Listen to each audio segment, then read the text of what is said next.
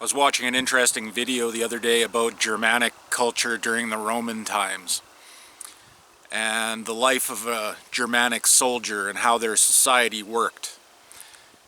It was kind of a bottom-up kind of society where you had a homestead or a family unit that lived together on a self-sufficient type farm, and the leader of that household would probably be the eldest person, probably the grandfather. And out of these groups of homesteads, there would be like a local community. And in that local community, all of the heads of the homesteads would elect a leader, a local leader. So they would pick somebody they felt would be the best person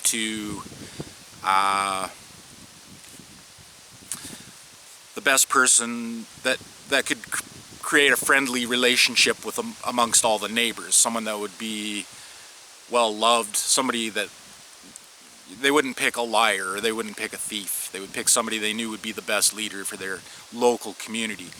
And out of groups of local communities, they had a clan, and that clan would pick a clan leader out of all of the local leaders. So the best local leader would become the clan leader. And then there was the tribal part of it, which would be the next level past the clans. And out of all the clan leaders, a tribal leader would be picked, and so on and so forth.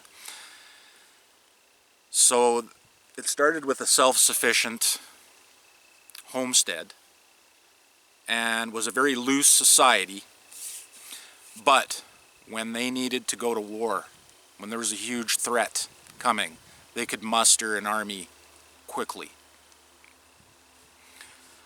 They didn't have a formal army.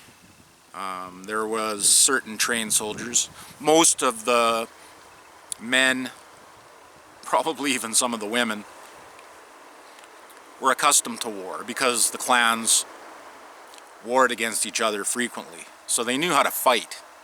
But when there was a greater threat, a threat that threatened their culture, they could all band together. And when they did that, they would elect a war chief or a general, and they would go to war. That is a society or a system based on the family unit to the fullest extent that I've ever heard of. Now, it may not have survived the Romans, or rather, actually, the Romans didn't survive them, but this is kind of what we're facing these days with regards to unite the clans.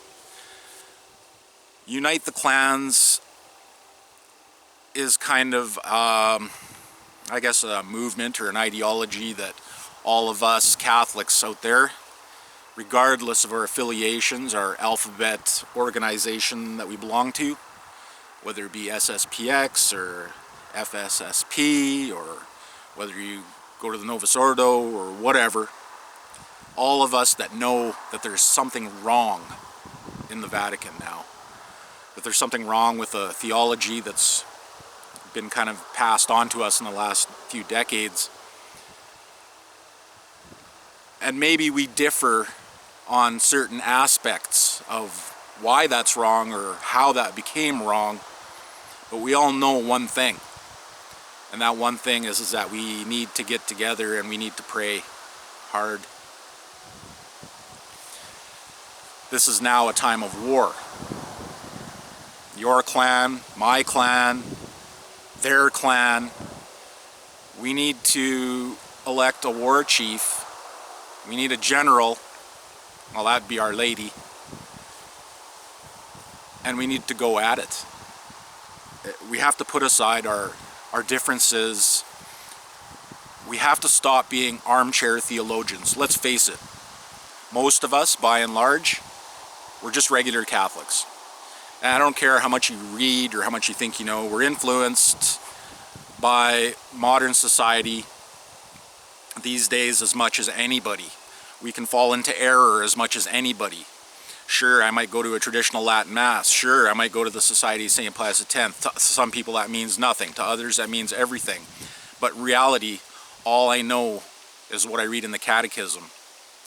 How I'm influenced by social media and how I'm influenced by the mainstream media can play a part to any of us. It doesn't matter where we are. We can be corrupted just as easily as anybody. We try and stay in a state of grace, and we try and get to communion as much as possible, go to confession, live our faith. But I, to this day, still find little things in myself that are errors. I grew up with, I went to the public school system. I grew up in a Novus Ordo Mass. I'm influenced by television and music, or I had been.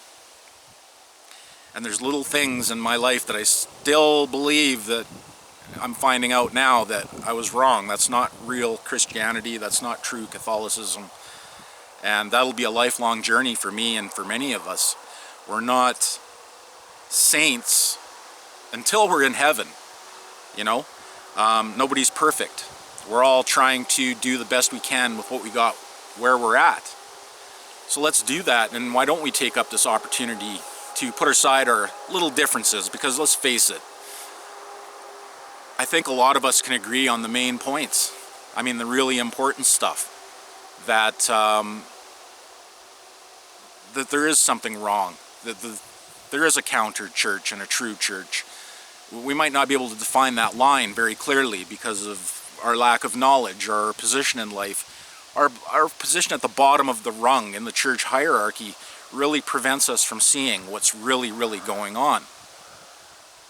We can only do what we can do by the inspiration that God gives us. And I really believe Unite the Clans is a true inspiration.